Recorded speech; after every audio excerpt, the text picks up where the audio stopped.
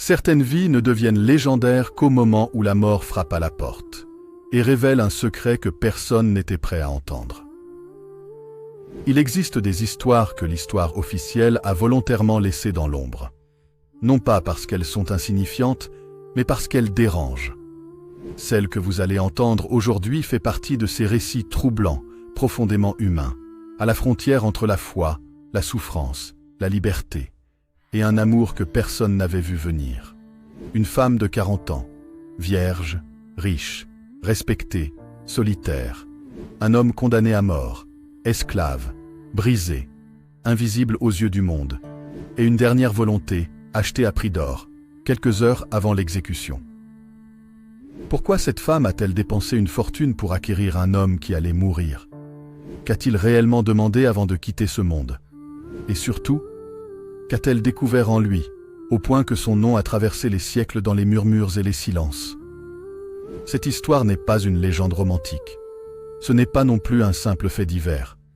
C'est un récit chargé de symboles, de vérités dérangeantes sur l'esclavage, la condition féminine, la religion, la pureté, le pouvoir et le sens réel de la liberté. Si vous aimez les récits mystérieux, profonds, ceux qui vous laissent un nœud dans la poitrine longtemps après la dernière phrase, alors vous êtes exactement au bon endroit. Prenez le temps. Écoutez chaque détail, car chaque mot compte. Et si ce genre d'histoire vous touche, pensez à vous abonner, à aimer la vidéo et à activer la cloche. Cela permet à ces récits oubliés de continuer à vivre, et à vous de ne jamais passer à côté des prochains. Maintenant, entrons dans l'ombre du passé. À 40 ans, elle était devenue une énigme vivante. Trop pure pour être comprise, trop riche pour être ignorée, trop seule pour être enviée. Une réputation bâtie sur le silence. Dans la ville de Caesarea Maritima, là où la mer frappait les pierres comme un cœur trop plein de secrets, tout le monde connaissait son nom. Mais personne ne la connaissait vraiment. Aelia Marcella. On la prononçait à voix basse, comme on prononce une prière ou une faute. Les marchands inclinaient la tête quand elle passait.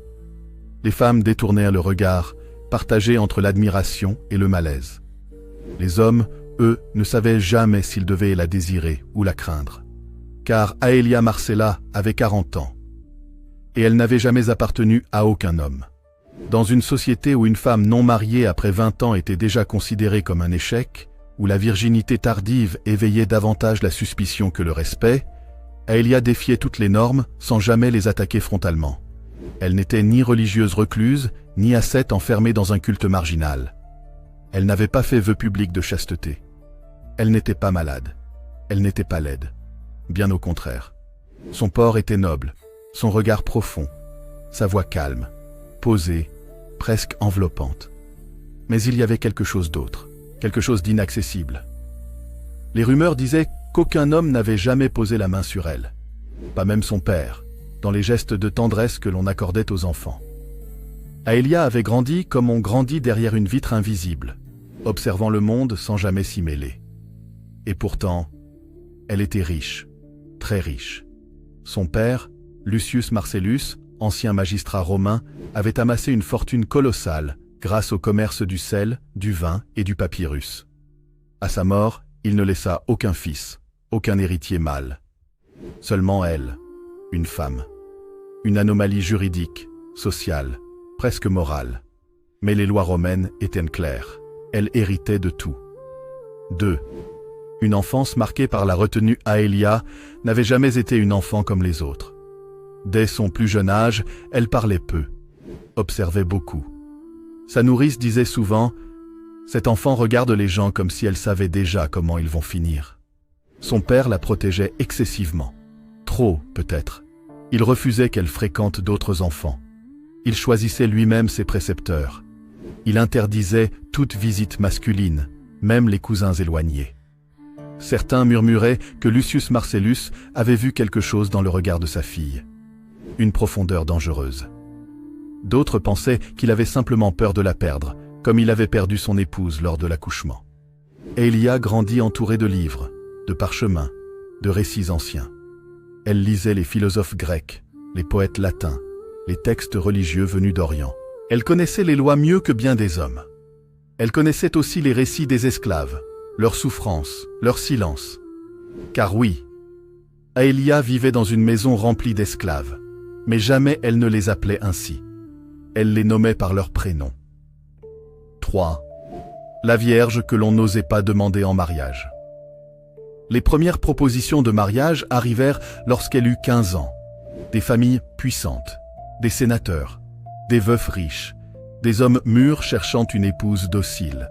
Lucius refusa tout. À 20 ans, les propositions cessèrent. À 25 ans, les murmures commencèrent. À 30 ans, les accusations apparurent. On disait qu'elle était stérile. On disait qu'elle avait juré sa pureté à une divinité étrangère. On disait qu'elle méprisait les hommes. On disait même qu'elle avait peur du contact humain. Aélia n'a jamais répondu. Elle marchait dans les rues sans voile, le dos droit, le regard calme. Elle assistait aux assemblées publiques. Elle signait des contrats. Elle gérait ses domaines. Mais chaque nuit, dans le silence de sa villa, elle faisait toujours la même chose. Elle écrivait des pages entières, des réflexions sur la douleur, sur la liberté, sur le corps, sur l'âme. Un passage revenait souvent dans ses écrits. Le corps n'est pas ce que l'on possède. Le corps est ce que l'on subit, et parfois ce que l'on sacrifie pour être libre. 4. L'esclavage. Une réalité qu'elle ne pouvait ignorer. À Césarea, l'esclavage était partout. Des hommes vendus pour des dettes, des prisonniers de guerre, des enfants arrachés à leur village, des femmes utilisées, brisées, revendues. Aélia connaissait ce système. Elle en profitait indirectement. Mais elle n'y était jamais indifférente. Elle rachetait parfois des esclaves pour les libérer.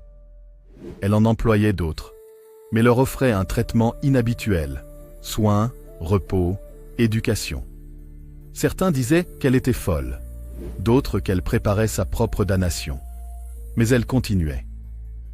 Jusqu'au jour où un nom commença à circuler dans la ville. Un nom murmuré avec crainte. Eliab. V. L'homme condamné. Eliab était un esclave syrien. Capturé lors d'une révolte mineure contre l'administration romaine, il avait été vendu, revendu, puis accusé d'avoir tué son maître lors d'une altercation nocturne.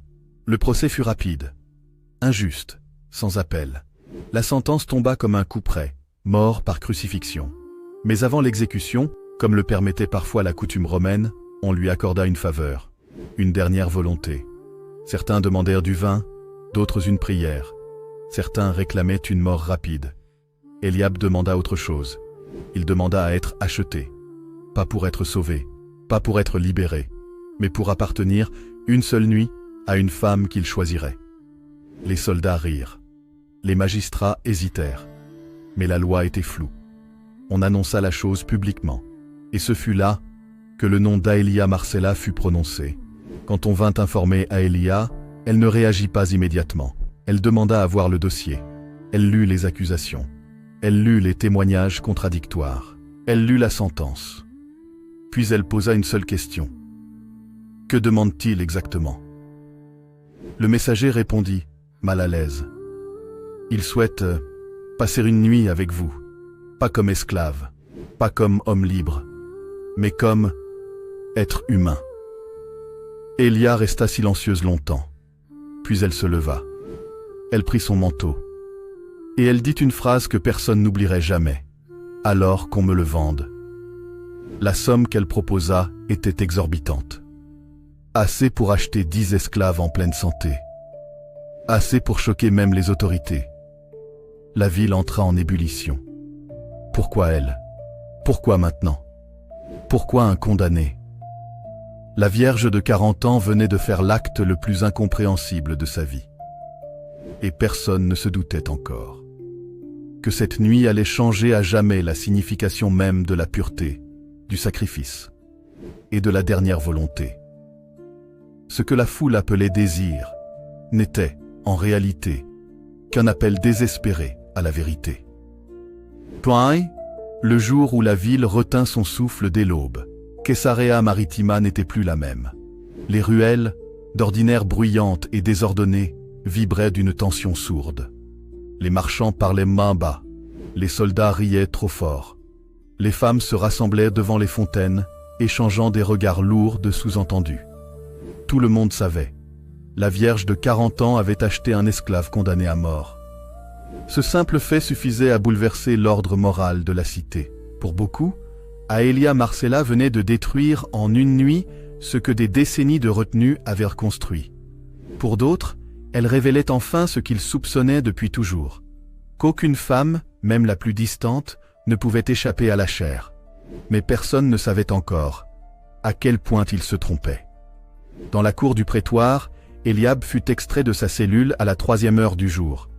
Il portait encore les marques de la flagellation préliminaire, le dos strié, les poignets meurtris par les chaînes, le regard étonnamment calme.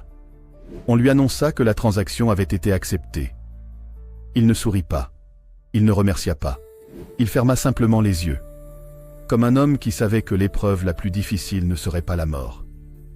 Ils se rencontrèrent avant le coucher du soleil. Aelia avait exigé une chose précise, aucun soldat dans la pièce. La loi permettait ce caprice. L'or, surtout, le permettait. Eliab entra dans l'atrium de la villa, encore entravé. Le sol de marbre reflétait la lumière des torches. L'air sentait le cyprès et l'huile parfumée.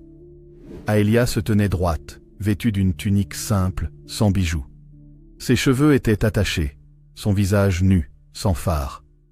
Lorsqu'ils se regardèrent, quelque chose se produisit. Ce ne fut pas le choc du désir, ce ne fut pas la peur, ce fut une reconnaissance. Eliab baissa la tête, par réflexe d'esclave. Aelia fit un pas en avant. « Regarde-moi » dit-elle doucement. Il obéit. Ses yeux étaient sombres, profonds, chargés d'une fatigue ancienne. Pas la fatigue du corps, mais celle de l'âme, celle de ceux qui ont trop vu, trop perdu. Aelia sentit quelque chose se fissurer en elle. Elle dit alors une phrase que personne n'aurait jamais imaginé sortir de sa bouche. « Cette nuit, tu n'es pas à moi, et je ne suis pas à toi.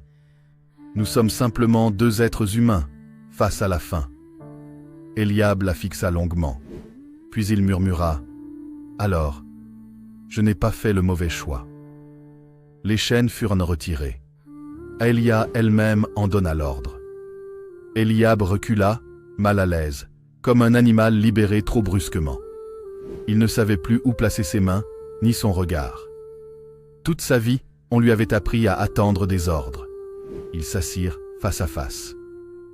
Le silence était dense. Finalement, Aelia parla.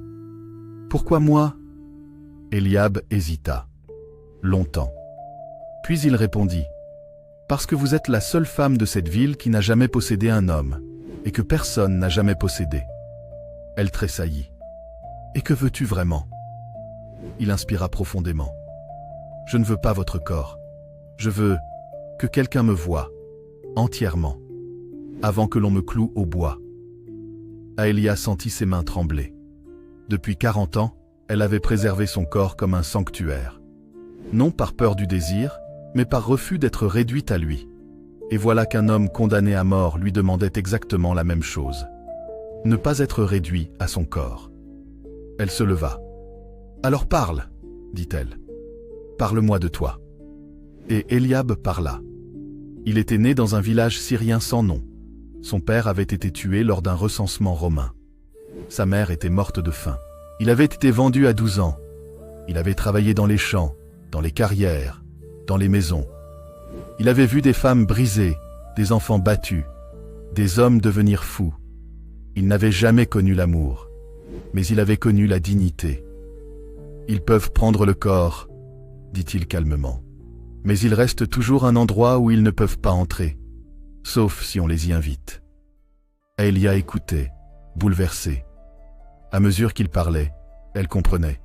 Cette nuit n'était pas une transgression charnelle. C'était un rituel, un passage, un témoignage. Contrairement à ce que toute la ville imaginait, ils ne partagèrent pas le lit. Ils restèrent assis, l'un face à l'autre, jusqu'à l'épuisement. Ils parlèrent de la mort, de Dieu, du sens de la pureté, du mensonge que l'on appelle honneur. À un moment, Eliab dit « Savez-vous ce qu'ils diront de vous demain » Aélia hocha la tête. « Oui. Cela vous effraie-t-il » Elle répondit après un long silence. « Non. Ce qui m'effrayait, c'était de mourir sans jamais avoir été nécessaire à quelqu'un. » Eliab sourit, pour la première fois depuis des années. Juste avant l'aube, Eliab se leva. Il s'agenouilla devant elle. « Il y a une dernière chose que je vous demande, » dit-il. Aélia pâlit. « Dis-le. Touchez mon visage, pas comme une maîtresse, pas comme une propriétaire, mais comme une mère, une sœur, une humaine. » Aélia hésita. Puis, lentement, elle posa sa main sur sa joue. Un geste simple, mais interdit. Eliab ferma les yeux. Une larme coula. Maintenant, je peux mourir. Quand les soldats revinrent, ils trouvèrent Eliab calme, droit, apaisé. Aélia se tenait à distance. Aux yeux de la loi, la transaction était terminée. Aux yeux de la ville, le scandale ne faisait que commencer. Les rumeurs explosèrent. On parla de débauche, de perversion, de pacte obscur. Personne n'écouta la vérité. Mais Aélia, elle, savait. Elle venait de perdre quelque chose, et d'en gagner une autre, infiniment plus précieuse. Il y a des exécutions qui tuent un corps, et d'autres qui réveillent une conscience collective que personne ne voulait affronter. Le jour se leva sur Caesarea Maritima avec une lumière crue, presque indécente. Le ciel était clair. Trop clair pour ce qui allait se produire. Les oiseaux chantaient comme si le monde n'avait rien à se reprocher. Aélia Marcella n'avait pas dormi. Elle se tenait debout près de la fenêtre, les mains jointes, le regard tourné vers l'est. Son visage était calme, mais son corps portait la fatigue d'une nuit qui avait pesé plus lourd que 40 années de silence. Elle savait. Dans quelques heures, Eliab serait mort. Non pas comme un homme qu'on avait compris, mais comme un esclave que l'on devait effacer. Les rues se remplirent dès la 6e heure. On venait de loin pour voir mourir un homme. On venait surtout pour observer la femme qui avait osé l'acheter. Eliab avançait, entouré de soldats. Le bois de la croix pesait sur son épaule déjà meurtrie.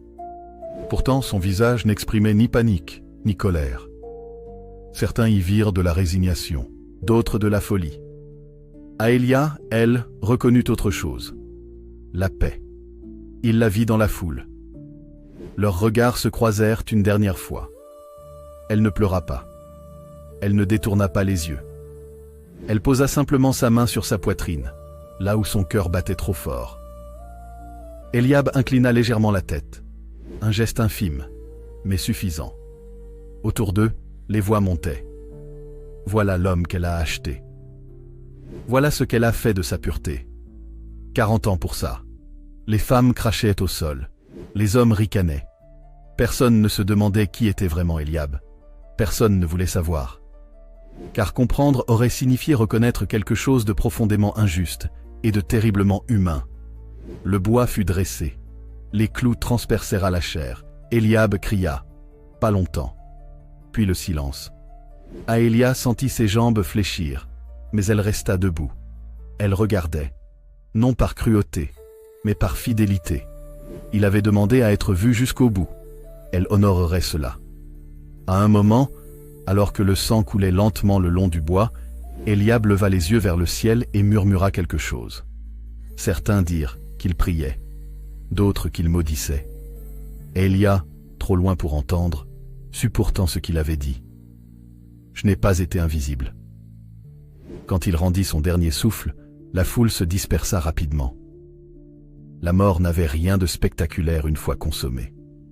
Les marchands retournèrent à leurs étals, les enfants à leurs jeux, les soldats à leurs plaisanteries. Le monde continuait.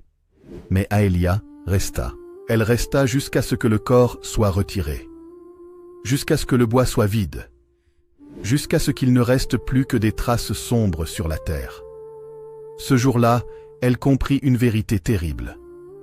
La société n'est pas cruelle parce qu'elle tue. Elle est cruelle parce qu'elle oublie immédiatement.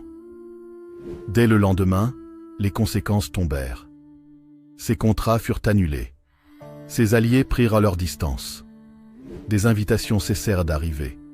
On ne l'appelait plus Aelia Marcella. On disait simplement « la femme qui a couché avec un esclave condamné ». Peu importait que ce fût faux. La vérité n'avait aucune valeur face au scandale. Dans les rues, on la montrait du doigt. Des inscriptions apparurent sur les murs de sa villa. Des pierres furent lancées. Une nuit.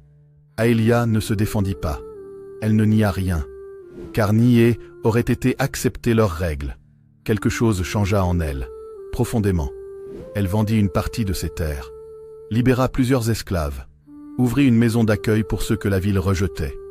Veuves, orphelins, esclaves affranchis, étrangers.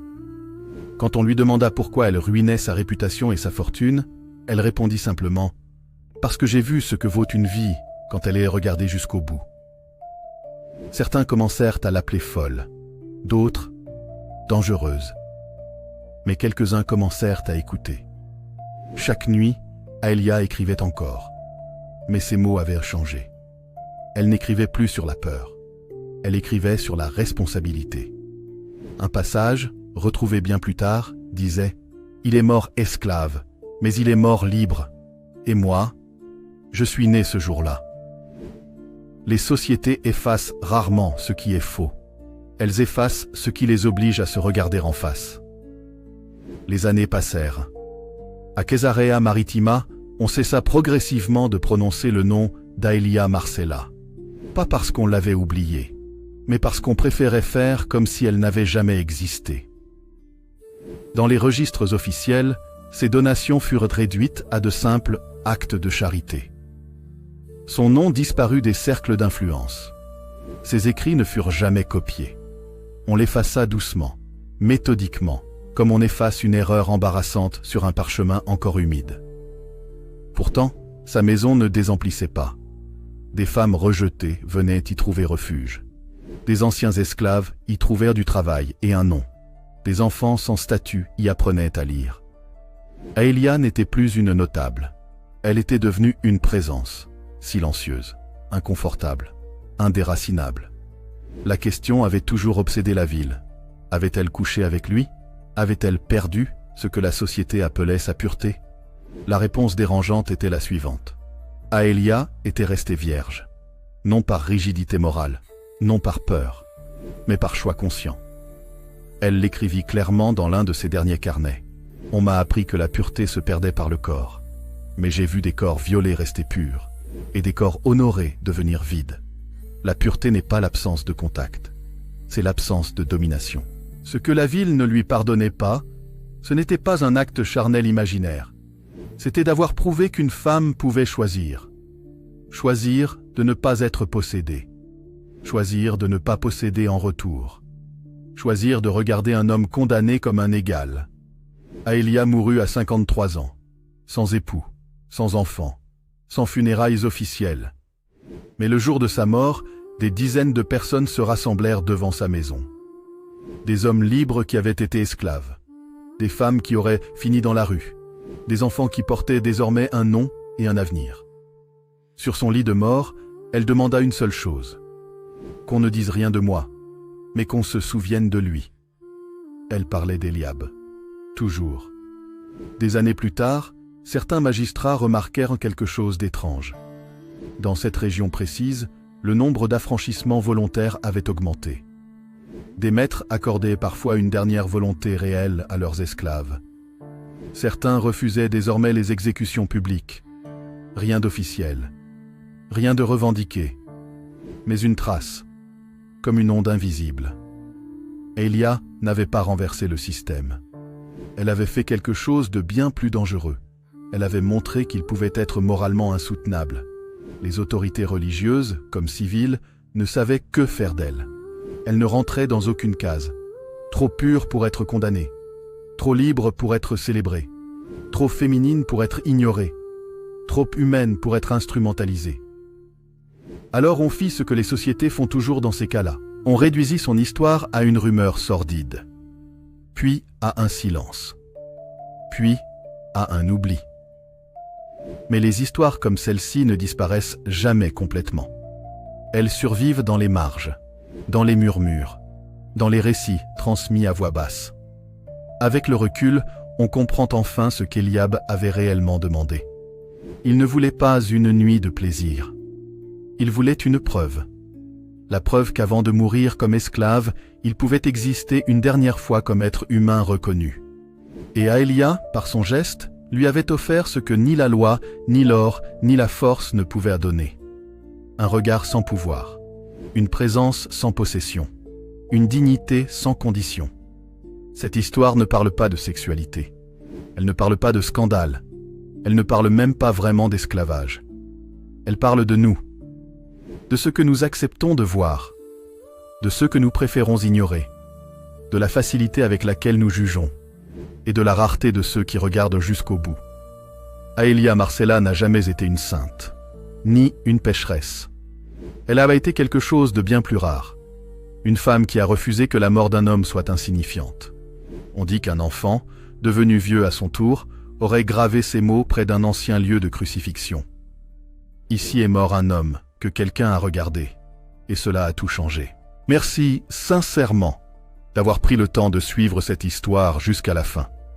Si vous êtes encore là, ce n'est pas un hasard. Le récit d'Aélia Marcella et d'Eliab n'est pas seulement une histoire du passé. C'est un miroir tendu à notre époque, une question silencieuse posée à chacun de nous. Qui choisissons-nous de voir et qui préférons-nous ignorer? À travers une simple nuit, sans scandale ni chair, une femme et un homme ont défié un système fondé sur la domination, le jugement et l'oubli. Ils n'ont pas changé le monde par la force, mais par un geste infiniment plus rare, la reconnaissance de l'humanité de l'autre. Si cette histoire vous a touché, troublé ou fait réfléchir, alors elle a rempli son rôle. Merci pour votre écoute, votre sensibilité et votre présence jusqu'au dernier mot. N'hésitez pas à partager votre ressenti en commentaire. Vos interprétations donnent une seconde vie à ces récits oubliés. Et si vous aimez ces histoires profondes, humaines et mystérieuses, pensez à vous abonner, à liker la vidéo et à activer la cloche de notification. C'est grâce à vous que ces voix effacées continuent de se faire entendre.